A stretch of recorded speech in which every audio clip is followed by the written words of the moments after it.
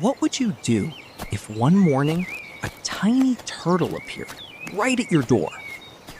Emma opened it slowly, and there he was, small, glowing, and all alone. Peter rushed in, took one look, and instantly fell in love with him. Those tiny eyes, that little face, Donnie was impossible not to love. They named him Donnie, and in just one day, he became part of their family. They built him a cozy little home, filled with care, warmth, and love.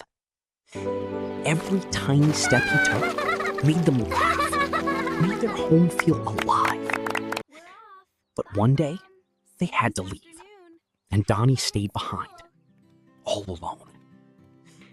And somewhere in the silence, someone else was watching closely. A shadow moved, a window creaked, and in a moment, everything changed. When Peter came home, the world felt wrong. Donnie was gone. He stood there frozen, heartbroken, staring at the empty little home. But love doesn't give up that easily. They searched everywhere for him. Then, near the water, a soft glow appeared. Could it really be him?